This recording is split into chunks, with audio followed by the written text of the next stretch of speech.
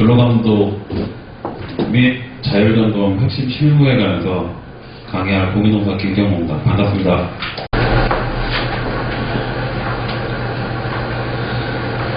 일단 제 소개부터 하면요, 저는 97년도에 거평레저라는 회사에서 인사팀에서 근무를 했고요.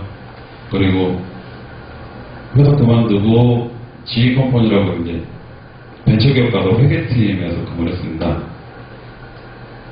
그러다가 사장님이 월급을 안 줘갖고 그래서 공부하다 보니까 공인노무사가 됐고요. 그리고 현재는 서울지방 중소기업청에서 월요일날 중소기업청으로 전화하시면 제가 전화를 받을 겁니다. 제가 인사노무 상담을 하고 있고요. 그리고 노동부 점검은 최초 사업 때부터 계속 제가 참여를 했었고요. 그리고 진호위, 중노위, 국선노무사로 되어 있습니다. 일단 첫 번째 시간은 간단하게 자율점검이 뭔지를 소개를 좀 할 거고요. 그리고 두 번째 시간부터는 실제로 근로기준법부터 해서 건설근로자 고용개선 등에 관한 법률, 이게 지금 점검표에 나와 있는 순서거든요. 그래서 이 순서에 따라서 쭉 갈 건데요.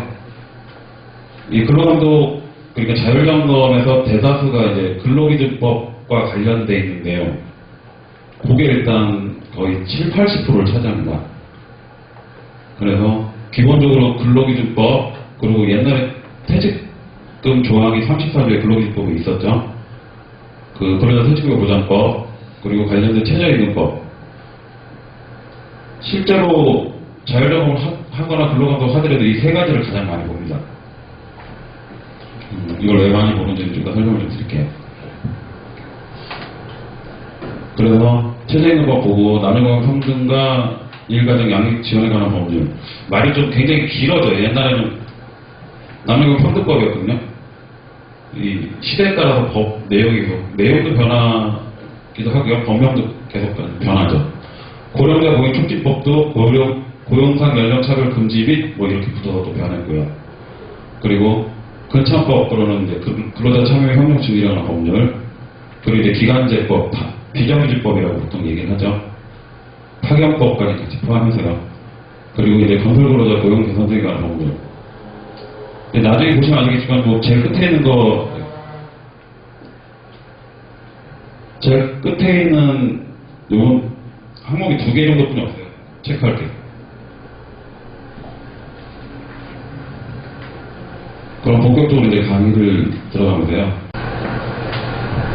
2010년도 재작년이죠. 감독들 정기감독, 수시감독, 특별감독, 자율점검으로 35,000개 사업장에 감독을 했다고 합니다. 이제 계속 증가되는 추세고요.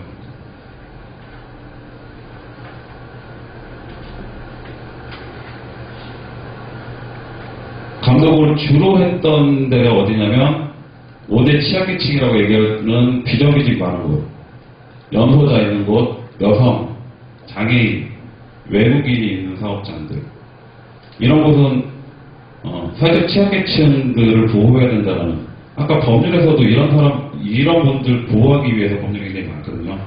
그래서 이런 거를 점검을 굉장히 많이 했고요. 여기다가 재작년 같은 경우에 병원들을 많이 했고요.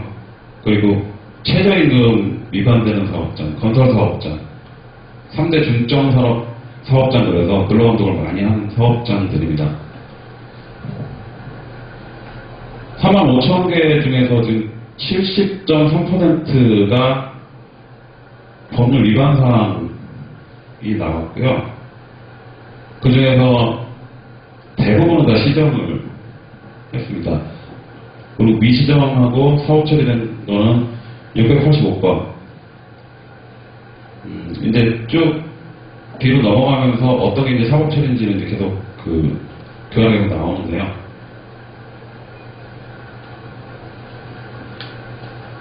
이 내용이 2012년도 고용백서에 나와 있는 내용이에요.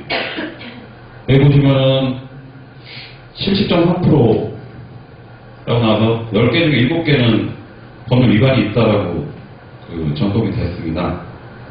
근데 실상 제가 나중에 좀 설명드리겠지만 이것보다 더 높은 수치가 여러 가지 자료에 많이 나옵니다.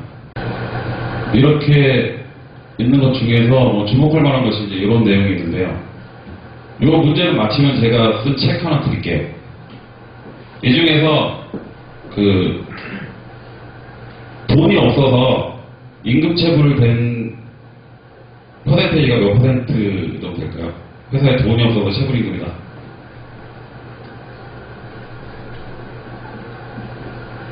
네 개 중에 하나 찍으시면 됩니다.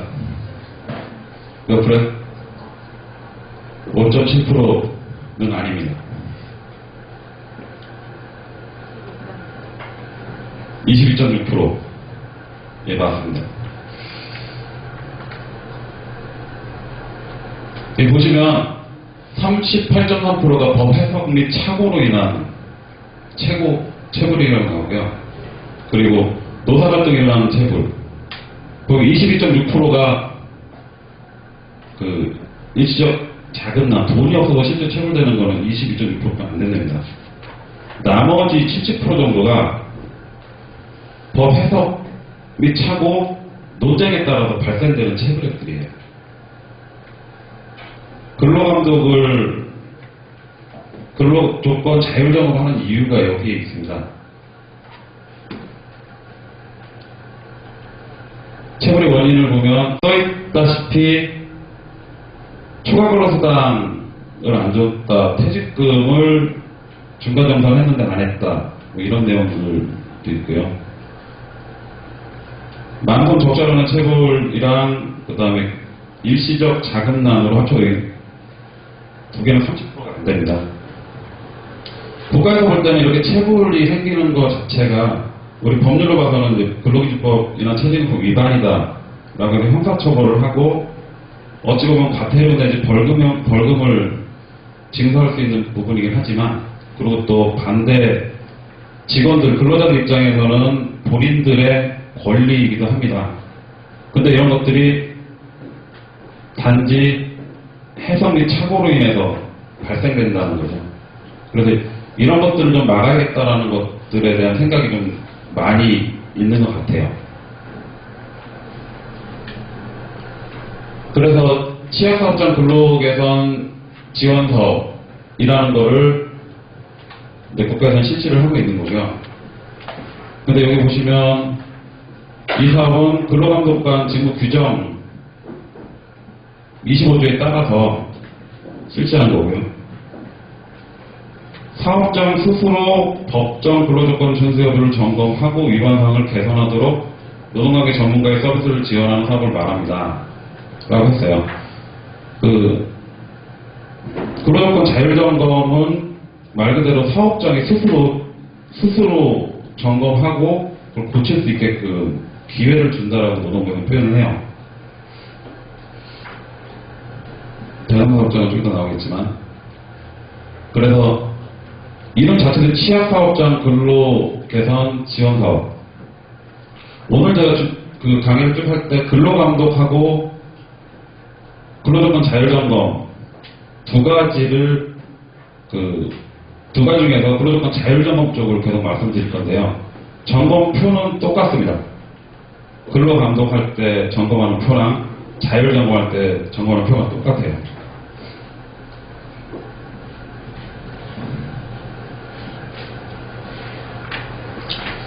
지금 근로감독 직무규정 25조에 따라서 그런 게 생긴다고 그랬죠.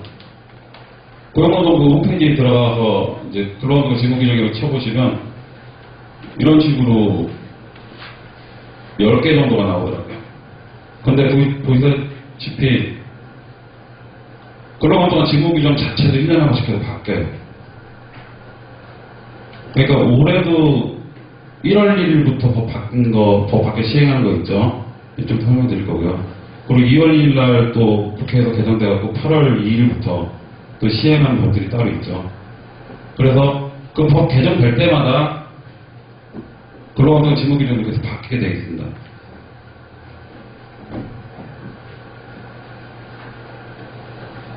그럼 근로감독이 뭐냐?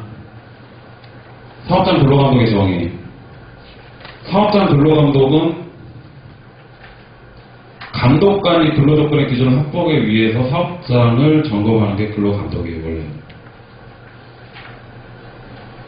그래서 원래 점검할 때는 신분증, 임검증이랑 신분증 가지고 사업장을 방문하게 되어 있습니다.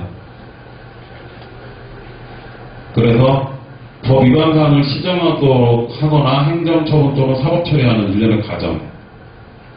근데 여기 보시면은 행정처분 또는 사법처리를 먼저 하진 않습니다. 법 위반 사항을 시정하도록.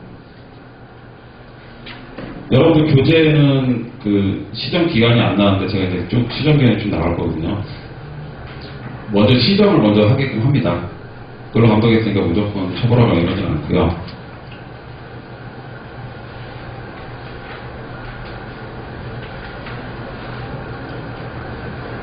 근로감독의 이제 종류를 보면은 정기감독, 연초에 이미 계획 썼고요. 계획 써서 9월달까지 아마 정기감독이 쭉 나갈 겁니다. 여기 보시면 세부 시행계획에 따라서 실시하는 감독을 했고요. 수시감독. 확정된 이후에 법령이 개정, 사유 요구 등으로 정기감독계획에 반영하지 못한 사항에 대해서 별도 계획을 수립하여 하는 감독. 제가 아까 모두에 말씀드린 바대로 병원들을 한 2년 동안 근로감독을 되게 많이 했거든요. 근데 근로감독을 왜 했냐면 간호조무사회에서 간호사들의 근로조건이 굉장히 열악하고 병원들이 근로조건 법을 많이 위반을 하고 있습니다라고 해서 노동부에 근로감독 청원을 했어요. 근로감독을 해줬으면 좋겠다. 그렇게 해서 실제로 수시감독이 나갔었죠. 그리고 좀 이따도 나올 거지만 최근에 뭐 카페베네인가요? 예. 그런 것도 반영 안 돼 있던 건데 어떤 이슈가 터졌을 때 그렇게 나가고요. 그 다음 KT 요즘에 특별근로감독 신문에 계속 나왔었죠. 이슈가 되는 것들은 이렇게 근로감독을 하고 있습니다. 이 특별근로감독 같은 경우는 노사분계가 발생하였거나 발생 우려가 큰 사업장 아니면 사회적으로 이슈가 되는 사업장.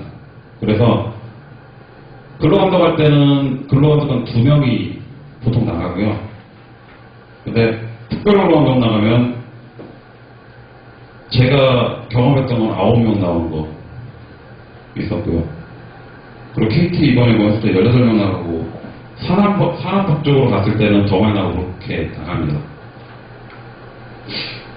근로감독은 1명이 나가도 그 대부분의 사업장에 법률 위반이 생기거든요. 근데 9명이 나가면 뭐 다 잡아낼 수 있다는 거죠, 웬만한 건. 그래서 특별근로감독은 이럴 때 실시를 하고요. 그리고 근로조건 자율점검을 하다가도 이렇게 가는 경우가 있습니다. 제가 강의 중에 잠깐만 뭐 좀 여쭤볼게요. 근로감독이나 아니면 자율점검 대상 사업장이 됐었던 사업장이 있으신가요? 있으세요? 한번 받은 자율점검 특별감독이요? 많이 혼나셨겠네요.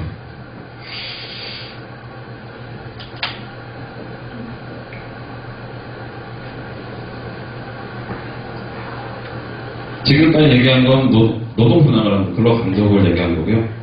이거는 자율 개선에서 사업장 스스로 점검하고 위반 사항을 개선하겠다.